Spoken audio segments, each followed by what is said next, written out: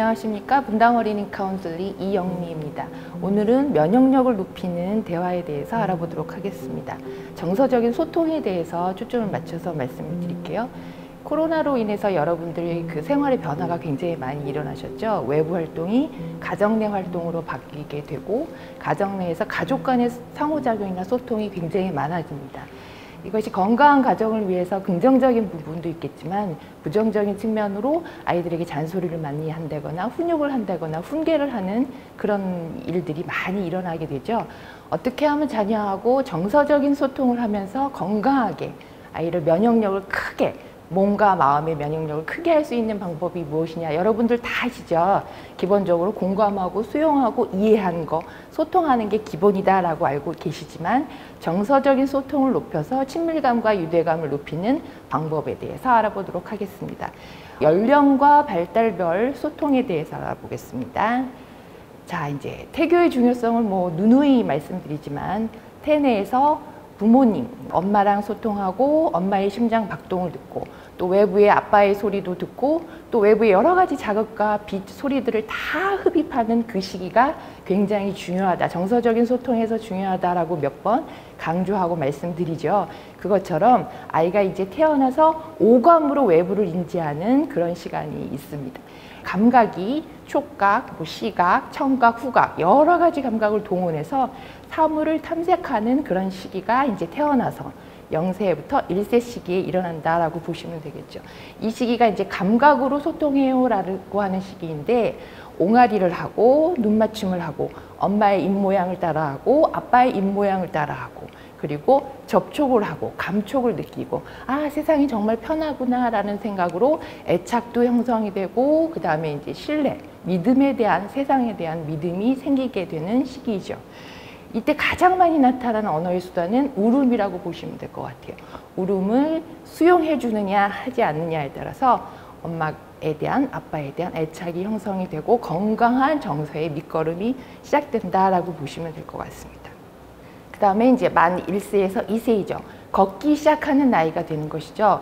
신체적으로 이동이 가능하면서 아동이 뭔가 궁금한 것들이 굉장히 많아지는데 이때 역시 감각 운동기이기 때문에 소리를 듣고 몸으로 표현하고 그리고 옹알이를 지나서 약간의 단어들 엄마, 물, 줘 이렇게 간단한 단어들을 통해서 자기의 의사 표현을 하게 됩니다. 이때가 이제 의성어, 의태어를 사용해서 대화를 한다라고 보시면 될 것 같아요.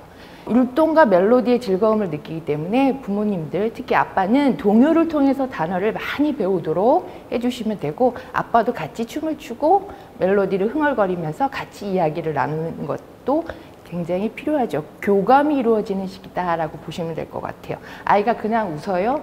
그러면 아빠는 이렇게 말을 확장해 주세요. 좋아, 너무 예뻐, 아유 따뜻해 라고 이제 말씀해 주시면 되겠고 엄마 물이라고 얘기하면 엄마 물 주세요, 아빠 물 주세요 라고 이제 단어를 조금 확장해 주시면 되겠습니다. 이때 정서 반응을 많이 해 주시는 게 중요하죠. 그 다음에 만 2세에서 3세 이때는 말하고 싶어요 라고 제가 정의를 했는데 자아가 싹트는 시기다라고 보시면 될 것 같아요. 자존감이라든지 자기 욕구, 자기에 대한 확신이 생기는 시기이기 때문에 고집이 생긴다라고 얘기하죠. 혼자서 하고 싶은 게 너무 많아져요. 왜냐하면 걷기 시작하면서 이동량이 되게 많아지거든요. 호기심도 많아지고 세상에 대한 탐색이 많은데 이때 제지를 한다거나 그 다음에 조심스럽게 하거나 경계를 하게 되면 아이들이 그것에 반항하는 말들이 이제 나타나요. 아니야, 싫어, 내가 라는 주장들을 많이 하게 되죠. 그때 이제 이 고집을 꺾어야 된다라고 생각하시는 부모님들이 많은데 되도록이면 아이가 위험하지 않은 상황에서는 스스로 탐색하도록 보여주시는 게 중요하다라는 거고 이게 뭐야? 왜? 싫어? 이런 것들이 이제 질문이 수도 없이 많아져요. 그렇게 되면 이게 뭐야? 라는 질문에 하나하나 다 대답하지 마시고 이게 꽃이야, 이게 나무야, 이거는 차야 라고 대답하지 마시고 아이가 질문한 것을 다시 되물어 보시는 그런 기회가 필요할 것 같아요. 넌 이게 뭐라고 생각해? 이게 뭐지? 아빠도 궁금하네? 라고 해서 아이의 생각의 영역이 확장될 수 있도록 도와주시는 것이 필요하다라는 건데 아이가 싫어, 내가 아니야 라고 했을 때 부모님과 갈등이 많이 생기면 무조건 제안을 하시지 말고 정서 읽기라고 마음을 읽어주는 것들을 많이 하시라는 거죠.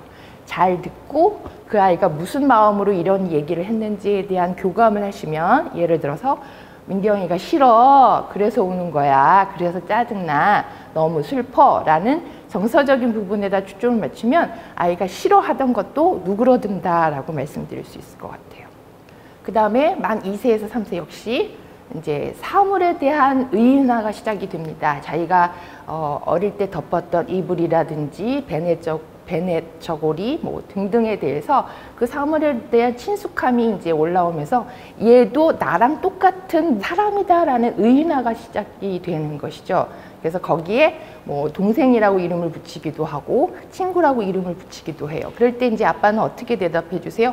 아니야, 이건 이불이야 라고 하시는 게 아니라 의인화를 했던 아이의 마음 상태를 읽어서, 아, 이게 너의 친구구나, 친구가 너랑 놀자고 하는 거구나, 너도 친구랑 같이 목욕을 하고 싶어, 밥도 주고 싶어, 간식도 먹일까 라고 해서 의인화되는 대상에 대한 소통을 같이 하시면 아이가 정말 기뻐하죠. 그리고 아, 모든 사람들이 이렇게 친절하구나, 내 마음을 다 알아주는구나 라고 생각을 해서 좀 더 많은 말을, 어휘수도 늘어나고 생각도 표현하고 느낌도 표현한다 라고 보시면 될 것 같아요. 그래서 아동이 하기 싫어하는 것을 사물 친구랑 함께 하게 되면 훨씬 더 수월해집니다. 자, 이제 만 3세에서 4세 정도 되는 시기이죠. 말을 아주 유창하게 하기 때문에 1000단어 이상으로의 어휘수가 엄청 늘어나게 됩니다. 키도 커지고 몸도 늘어나죠. 그러면서 자, 나를 따르라, 내가 전지전능한 신이다 라고 할 정도로 내가 영웅이 되는 그런 느낌이 돼요. 물론 엄마 아빠가 말씀하신 것을 그대로 따라는 하긴 하지만 내가 대장이니까 당신들은 나를 따르라 라고 지시를 하죠. 내가 세상의 중심이다 라고 생각합니다. 이것은 아이가 자기중심적인 사고를 많이 한다는 건데, 이것은 배려가 없는 것이 아니라 타인의 관점에서 자기 자신을 볼 수가 없어요. 그리고 남을 볼 수가 없어요. 그냥 내가 중심이 된다라고 보시면 돼요. 그래서 엄마나 아빠들이 이렇게 말씀하시죠. 아유, 얘는 왜 이렇게 이기적이야? 자기밖에 몰라. 동생하고 나눌 줄을 몰라. 친구랑 나눌 줄을 몰라가 아니라, 아, 그렇구나. 얘는 얘 시점에서, 얘 관점에서 세상을 바라보기 때문에 당연히 나눌 수가 없구나 라고 생각하셔야 된다는 얘기죠. 그럼 누가 나눕니까? 아빠가 나누시면 돼요. 엄마가 나누시면 된다는 거죠. 그리고 이제 시제에 대한 사용이 헷갈리게 돼요. 내일 놀이동산에 갔었어요 라고 얘기한다고요? 그러면 내일이 뭐야? 오늘이지. 아니면은 어제였지 라고 하는 것이 아니라, 아, 어제 놀이동산에 갔었었지, 내일은 무엇을 할까? 뭐 이렇게 이제 유도를 해주시고, 그다음에 언어적 표현이 능숙하긴 하지만 실수가 많기 때문에 조, 아빠, 너 이런 식으로 존댓말을 사용하는 것에 대해서 잘 익숙하지 않습니다. 고운말을 쓰는 것도 역시 익숙하지 않죠. 이때 고운말을 쓰고 존댓말을 쓰도록 아빠가 모범을 보여주시면 금상첨화이겠죠. 어휘수도 늘고 언어도 모방이 가능해지고 상상력도 풍부해져요. 상상력이라고 하는 것은 아까 의인화 말씀을 드렸었는데, 이제 물활론적인 사고가 생기게 되죠. 모든 사물에 지칭을 하고 대상이 되고 그들이 살아있는 물체처럼 느껴져요. 그래서 뭐가 가능해요? 상상놀이가 가능해집니다. 이때 이제 영화, 뭐 애니메이션을 본다거나 하면 이게 마치 나와 동일시가 되어서 나도 영웅처럼 아이언맨처럼 날아다닐 수 있고, 나도 백설공주처럼 공주가 될 수 있는 그런 착각에 빠지게 되죠. 이게 바로 역할놀이의 기본이다라고 생각하시면 돼요. 그래서 아이의 역할 파트너가 되어주시면 된다라는 얘기죠. 아이는 역할놀이를 하면서 아빠의 모습 그대로 보여주기도 하고 아빠의 또 이상적인 모습을 보여주기도 하고 등등 이런 역할들이 많이 나타나기 때문에 그 놀이를 하면, 놀이의 중요성이 바로 그거거든요. 아이가 자기가 원하는 것, 자기가 느끼는 것들을 언어로 표현하기가 어려우니까 놀이로 표현을 하게 됩니다. 그럴 때 그 놀이로 상호작용을 하고 소통을 하시면 아이의 내면 세계를 잘 이해할 수가 있다는 거죠. 그래서 아이의 역할 파트너가 되어 주십시오 라고 부탁드리고요. 현실과 상상을 구분하게 해주시면 좋겠다라는 거죠. 아빠, 괴물 봤어. 괴물이 책상 밑에 있어. 라고 얘기하면, 아, 어디선가 네가 괴물을 본 적이 있었다는 얘기구나. 그게 마치 여기 있는 것 같아. 어제 꿈을 꿨어? 무슨 꿈을 꿨지? 라고 이야기를 나누시면서 아이가 현실은 이렇고 상상의 세계는 이렇다라는 것을 이제 확인해 주시면 되는 거죠. 자, 그 다음에 이제 4세에서 5세 정도 되면은 말을 정말 잘하죠. 어른만큼 잘해서 어른 빵친다라는 말씀을 많이 하실 거예요. 논리적으로 자기 생각을 표현하기 시작해요. 왜냐? 추상적인 사고가 가능하기 때문에 그래요. 어휘수는 당연히 많이 증가됐고 그 생각을, 논리적인 생각을 발달시키기 위해서 엄청난 노력을 할 때, 물론 이제 천재적인 능력이 있는 아이들은 자기 스스로 자기를 발견하고 자기가 탐구를 합니다만 자극을 줘야 되는 아이들이 있어요. 그때 아빠는 책을 갖고 오거나 어떤 매체를 갖고 와서 함께 나누는 연습을 하거나, 아니면 아이들이 제일 좋아하는 게 게임이거든요. 이 시기에 할 수 있는 것들이 보드게임 같은 것도 되게 좋아해요. 전자게임 말고요, 함께 나눌 수 있는 보드게임을 가지고 이야기를 같이 나누면서 하셔도 된다라는 거예요. 그리고 단어를 맞추는 퀴즈 게임들이 있죠. 그런 것도 좋고, 그 다음에 뭐 스무고개, 여러분들 어렸을 때 많이 하셨던 것 같은데 스무고개가 어려우면 10고개 이렇게 해서 확장시키면서 그 이야기를, 언어수를 끌어올릴 수 있는 놀이들을 많이 하시는 게 좋은데, 이때 감정에 대한, 정서에 대한 이해가 같이 들어가시면 아이들의 논리적인 사고는 훨씬 더 많이 발달합니다. 그래서 단어를 확장하고 응용력, 논리력을 키워주는 것이 중요하다라는 거고요. 또 하나는 정서 이해를 위해서 감정 형용사라고 저희가 얘기하는데, 이 감정 용어들을 많이 쓰셨으면 좋겠다라는 거예요. 훨씬 어린 나이에는 극과 극이에요. 두 가지밖에 없어요. 슬프다, 좋다, 기쁘다.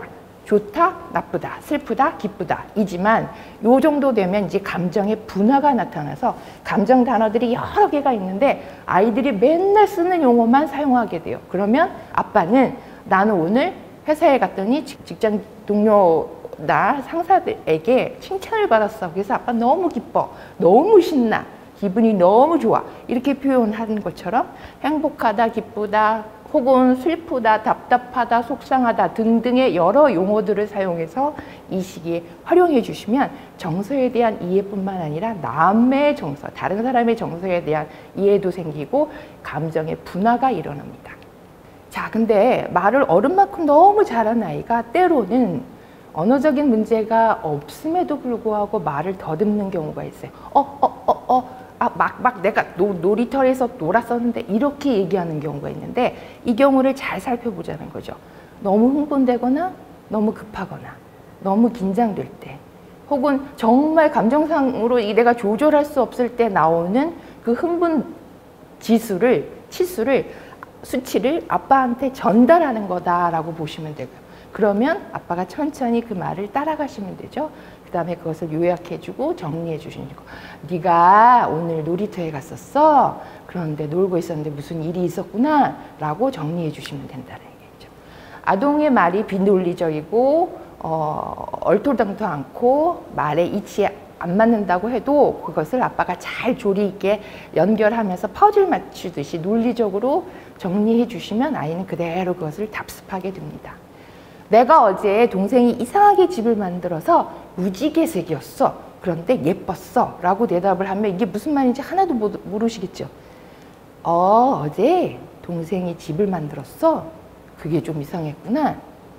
근데 무지개색 집이었다고? 그게 마음에 들고 예뻤구나. 라고 정리해 주시면 아이들도 논리적으로 자기 생각이 정리가 되는 것이죠.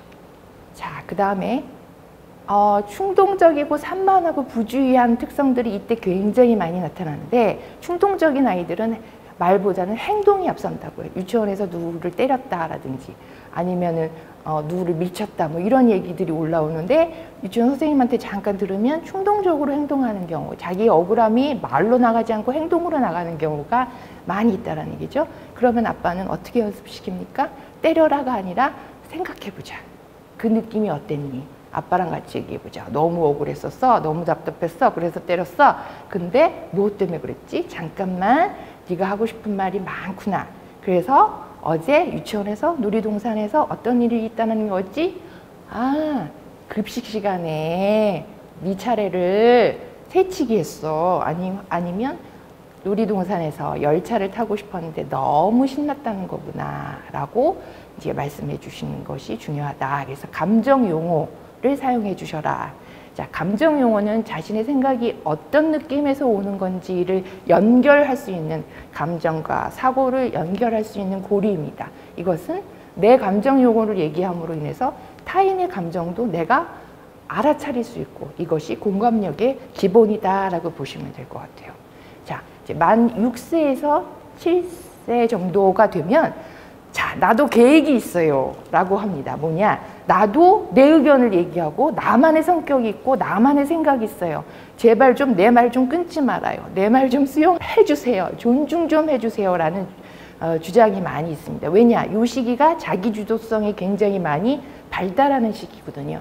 그러니까 단답식의 질문이 아니라 왜 그렇게 했어? 하지 마! 이런 것이 아니라 폐쇄식 질문이 아니라 개방식 질문을 해서 사고의 확장을 던지라라는 말씀을 하고 싶습니다. 자녀가 사용하는 단어를 확장시켜주고 그 단어를 다른 단어로도 바꿔주고 감정 단어도 사용하고, 이것이 이제 필요하다라는 것이죠. 이때 이제 도서를 활용하시는 것도 중요하죠. 왜냐, 호기심이 천국이 되어서 궁금증이 굉장히 많다라는 거죠. 그리고 이때 이제 과한 개입과 잔소리가 자꾸 들어가는데, 그렇게 되면 아동의 주도성을 방해하는 요소가 되죠. 학원은 여기 다녀야 되고, 넌 남자애니까 이렇게 해야 되고, 여자애니까 이렇게 해야 되고가 아니라, 이제는 내가 원하는 거, 네가 원하는 게 무엇인지, 나랑 너랑은 좀 다르지만 네가 원하는 게 이런 거구나. 그럼 한번 해보지 라고 기회를 많이 주셔야 된다라는 거고, 반항심을 유발하거나 자신감이 떨어지는 행동들이 이때 굉장히 많이 나타나거든요. 그러니까 아이와 코드를 잘 맞추는 것이 중요하다라는 거고, 예를 들어서 오늘 유치원에서 선생님에게 혼나지 않았어? 애들하고 또 다퉜어? 급식은 골고루 먹었어? 라고 캐묻듯이 들어가는 폐쇄식 질문이 아니라, 유치원에서 속상할 일은 없었어? 급식 반찬은 어땠어? 라고 해서 생각하면서 대답할 수 있는 그런 기회를 주시고, 정서적인 소통 이런 것들을 나눌 수 있는, 이것이 사실은 어떻게 보면 사회에 적응하는 데 핵심이다라고 생각하시면 되고, 자아 정체성이라든지 자존감을 높이는 데 큰 도움이 된다는 것이죠. 그래서 이제 마음의 면역력을 높이는 것이 중요하다. 예측 어려운 바이러스라든지 여러 가지 질환들이 얼마나 이 세상에 많습니까? 몸을 튼튼히 하는 것도 굉장히 중요하지만, 마음을 튼튼히 해서 그 면역력을 키운 다음에 거기 자기가 사회에서 겪는 그 좌절을 극복하는 데 도움이 될 수 있는 소통을 함께 하시는 거. 그러나 그것이 연령에 맞는 것이 아니라 자녀 발달에 적절하고 잘 맞는 정서적 소통이 중요하다라는 것을 말씀드리고 싶습니다. 여러분들 다시 한번 복습할까요? 마음의 면역력을 키우는 정서적인 소통의 기본은 결국은 경청, 이해, 존중이라고 말씀드릴 수 있죠. 경청은 잘 듣는 거예요. 목소리에 귀 기울이는 거죠. 그러니까 내가 눈과, 그 다음에 대부분 이제 학자들은 코라는 얘기도 하시는데, 눈과 귀를 아동의 눈과 귀에 맞춰야 눈맞춤이 되면서 들을 수가 있습니다. 집중을 하실 수 있다는 얘기죠. 그 다음에 이해라고 하는 거는 무슨 말을 하려고 하는지를 그 의미를 파악하는 거, 거기에 파악한 후에 반응하는 게 중요하다. 물론 시행착오가 있긴 하지만 자꾸 노력하시면 그 아이를 이해할 수 있다라는 거고요. 그 다음에 존중. 나도 중요하지만 상대도 중요하다라는 거. 네가 마무리가 안 되어서 지금 아빠랑 엄마랑 외출할 수 없다는 거지, 당장 나갈 수 없다는 거야? 그러면 좀 기다릴게. 언제까지 기다릴까? 이게 존중이라는 것이죠. 경청, 이해, 존중이 정서적 소통의 기본이고, 잊지 마셔야 될 거, 일방적인 게 아니고 쌍방을 해야 되는데, 아이들은 의외로 아빠랑 대화하는 거 굉장히 좋아해요. 엄마뿐만 아니라 아빠랑 대화해서 사회적 기술을 배우는데, 참는 힘을 배우는데 아빠가 큰 밑거름이 된다라는 거. 그래서 너무 좋아한다라는 걸 꼭 기억하시고, 아이마다 다 다르다는 거죠. 여러분 생김새 다르죠? 성격 당연히 다르죠. 개성을 존중해 주시고, 개인차가 있어요. 발달이 아주 빠른 애가 있고 천천히 가는 애가 있다는 것도 알고 계셔야 되고, 대화할 때는 꼭 집중하세요. 핸드폰 보고 대화하지 마십시오.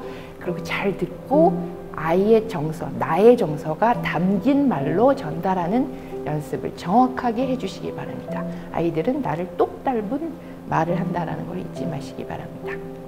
자, 건강한 정서 소통을 하시고 즐겁고 행복한 그런 가정을 이루시기 바랍니다. 고맙습니다.